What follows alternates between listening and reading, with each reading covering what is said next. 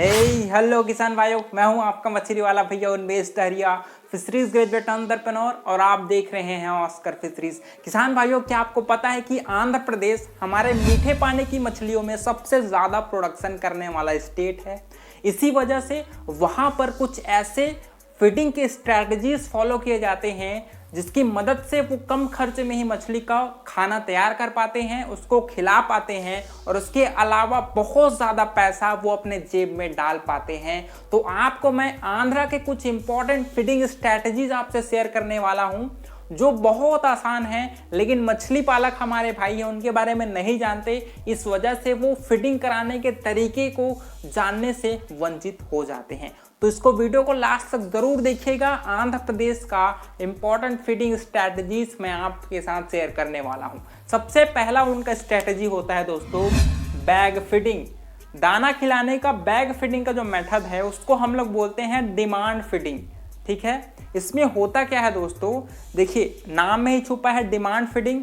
इसमें अपन क्या करते हैं, जो फार्म मेड फीड है जैसे राइस पॉलिश हो गया या फिर हमारा ग्राउंडनट ऑयल केक हो गया, उसको हम लोग सेमी मॉइस्ट रूप में मतलब 20 से 25% उसमें पानी मिलाते हैं और फीड को मिक्स करके दोस्तों एक जो बैग होता है, ये फीडिंग बैग होता है, उसमें हम लोग भर देते हैं। उसके अलावा हमारे जो भी तालाब में बम्बू पोल को गाड़ा जाता है और उस पोल में हम लोग रस्सी के द्वारा अपना जो फीडिंग बैग है उसको लटकाते हैं और उसमें होल कर देते हैं 3-4, जिसकी मदद से जो भी मछलियां हैं वो तालाब में हमारी उपस्थित हैं वो अपने भूख के अनुसार से उस होल के द्वारा उस जो लटका हुआ बैग है आपके तालाब में उसके द्वारा फीड को प्राप्त करते हैं। इससे होता क्या है, आपका जो फीड का वेस्टेज है दोस्तों वो जीरो हो जाता है, क्योंकि मछलियों को जब भी भूख लगता है वो अपने जो भी बैग में जो लटका हुआ फीड है उसको फीड कर लेते हैं आसानी के साथ। इसका एक तरीका है, आप जितना भी बॉडी वेट के हिसाब से मछली को फीडिंग देते हैं उसको आप 2 पार्ट में डिवाइड करिए और एक पार्ट को आप सुबह मॉर्निंग के टाइम 9 से 10 बजे अपने फीड में डाल दीजिए, फिर जो बैग वाला फीड है उसमें भर दीजिए। उसके अलावा शाम में 3 से 4 के बीच जो दूसरा पार्ट आपने डिवाइड किया है अपने फीड का, उसको दूसरी बार आप अपने बैग में भर करके मछली को फीड करा सकते हैं। आपको पर हेक्टेयर के हिसाब से दोस्तों 20 से 25 जो बम्बू का पोल है वो अपने तालाब में गाड़ना है और उसमें अपना जो भी बैग में आप फीडिंग डालने वाले हैं उस बैग में फीडिंग भर करके उसको आप बम्बू पोल में लटका दीजिए। ये बहुत ही इफेक्टिव तरीका है, इससे फीड का वेस्टेज जीरो होता है। उसके अलावा आपका FCR है दोस्तों जो बहुत इंपॉर्टेंट रोल प्ले करता है, वो आपका 1:2.5 आता है। उसके अलावा 1:3.5 तक मैक्सिमम आपका FCR है वो जा सकता है। हमारा दूसरा फीडिंग मेथड है दोस्तों आपका ब्रॉडकास्टिंग। जैसे हम लोग कंपनी का फीड खिलाते हैं जो फ्लोटिंग और सिंकिंग 2 प्रकार का होता है दोस्तों, तो उसको हम लोग ब्रॉडकास्टिंग के द्वारा फीड करा सकते हैं। इसमें होता क्या है, जितने भी अमाउंट का अपन फीड डालने वाले हैं प्रतिदिन के हिसाब से उसको हम लोग 2 पार्ट में डिवाइड करते हैं। फिर उसको सुबह आपका 9 से 10 के बीच में एक पार्ट को हम लोग उसको हाथों के द्वारा, जैसे हम लोग धान की बुआई करते हैं ना अपने खेत में हाथों के द्वारा, वैसे ही सेम अपने हाथों की मदद से अपने फीड को हम लोग अपने तालाब के सरफेस में फेंकते हैं चारों तरफ, ताकि सभी मछलियों को प्रॉपर फीडिंग मिले और आपकी मछलियों को अच्छा ग्रोथ है वो प्राप्त हो। इसमें हम लोग क्या करते हैं, जैसे फ्लोटिंग फीड है दोस्तों वो पंगासा से ज़्यादा प्रीफर करती है और जो आपकी सिंकिंग फीड है वो MC ज़्यादा प्रीफर करती है। इससे होता क्या है, आपके वाटर क्वालिटी पैरामीटर्स है वो मेंटेन रहता है, क्योंकि आपके जो कंपनी वाली फीड है दोस्तों उसमें बैलेंस डाइट होता है और उसका वेस्टेज भी बहुत कम होता है, क्योंकि मछलियां हैं वो कंपनी वाली फीड को ज़्यादा प्रेफरेंस देते हैं। उसके अलावा दोस्तों आपका FCR है वो आपके बैग फीडिंग के मुकाबले आपकी ब्रॉडकास्टिंग में आपकी FCR है वो कम हो जाती है, क्योंकि हम लोग मेनली ब्रॉडकास्टिंग में कंपनी वाली फीड को प्रेफरेंस देते हैं और आपकी बैग फीडिंग में हम अपने जो फार्म मेड फीड है उसको अपने बैग में डालते हैं।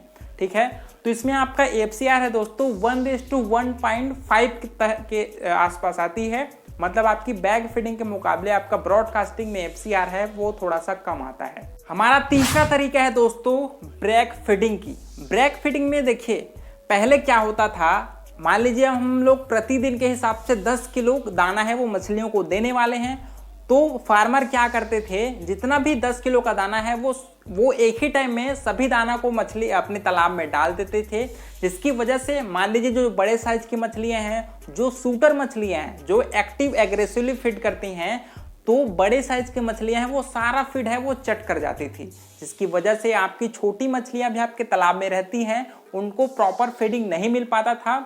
इस वजह से जो बड़ी साइज की मछलियां हैं वो और ज़्यादा बड़ी हो गई थी, और जो छोटी साइज की मछलियां हैं दोस्तों वो उतना का उतना ही छोटी ही रह गई थी।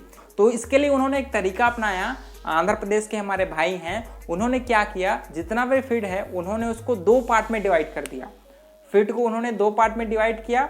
पहला पार्ट को दोस्तों उन्होंने मान लीजिए 9 से 10 बजे के बीच खिलाया मछली को, है ना। बड़ी मछलियां और जो शूटर साइज की मछलियां हैं उन्होंने पहले टाइम के फीडिंग को कंज्यूम कर लिया, लेकिन उन्होंने 20 से 30 मिनट के बाद अपना जो भी दूसरा पार्ट उन्होंने डिवाइड किया हुआ है फीड को, उसको अपने मछलियों को वो खिलाते हैं। क्योंकि बड़ी साइज की मछलियों का पेट है वो भर चुका है, वो शांत हो चुके हैं, तो जो छोटी साइज की मछलियां हैं उनको भी सेकेंड टाइम जो फीडिंग हम लोगों ने कराया है उसकी मदद से उनको फीडिंग मिलता था, है ना। तो इसकी वजह से इक्वल ग्रोथ होता था बड़ी साइज की मछलियों का भी और छोटी साइज की मछलियों का भी, और ओवरऑल आपका जो मछलियों का जो साइज है दोस्तों, साइज वो इक्वल हो जाता था, है ना।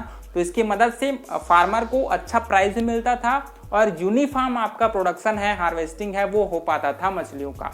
तो ब्रेक फीडिंग में हम लोग फीड को 2 पार्ट में डिवाइड कर देते हैं। पहला पार्ट को हम लोग मान लीजिए 9 से 10 के बीच डालें, तो 30 मिनट के बाद हम लोग दूसरा पार्ट को हम लोग डालते हैं, ताकि छोटी मछलियों को भी प्रॉपर टाइम में फीडिंग मिल पाए। हमारा चौथा तरीका है दोस्तों फीडिंग इंक्लूसिव।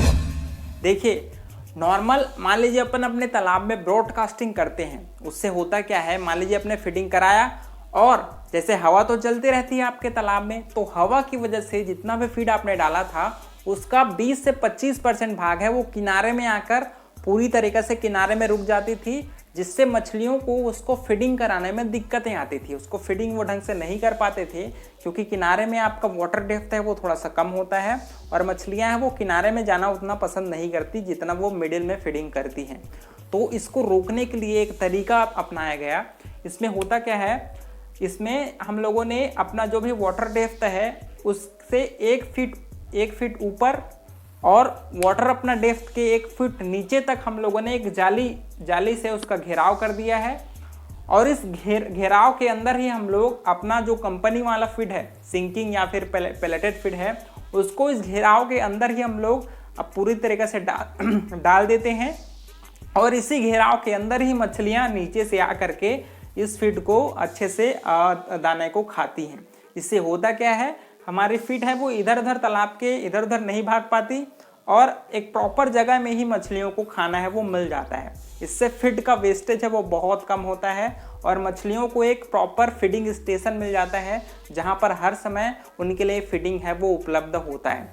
तो दोस्तों, ये तरीका आंध्रा में बहुत ज़्यादा अपनाया जाता है और बहुत ज़्यादा इफेक्टिव तरीका है। खासकर अगर आप कंपनी वाले फीड, फ्लोटिंग या फिर सिंकिंग फीड खिला रहे हैं, तो फीडिंग इंक्लोसियर की मदद से आप एक अच्छे से अपने तालाब के सेंटर में एक क्लोज्ड एनवायरनमेंट तैयार करिए नेट के द्वारा। 1 फीट ऊपर अपने वाटर डेप्थ के और वाटर डेप्थ के 1 फीट नीचे आप जाली की मदद से घेराव कर दीजिए और बम्बू नेट लगा दीजिए, और वहीं पर ही आप अपने फीड और सिंकिंग या फिर पेलेटेड फीड है उसको यहाँ पर फीड कर दीजिए, ताकि मछलियों को प्रॉपर एक फीडिंग स्टेशन मिल पाए और फीड का वेस्टेज है वो बहुत कम हो। तो किसान भाइयों, ये 3-4 इंपॉर्टेंट तरीके हैं जो आंध्र में बहुत ज़्यादा फॉलो किया जाता है। पहला तरीका है दोस्तों बैग फीडिंग का, जिसमें बैग की मदद से मछलियों को फीड कराते हैं। दूसरा तरीका है आपका ब्रिक फीडिंग का, जिसमें हम लोग मछलियों को फीड को 2 पार्ट में डिवाइड कर देते हैं। तीसरा मैंने तरीका आपको बताया दोस्तों फीडिंग इंक्लोसियर की, है ना।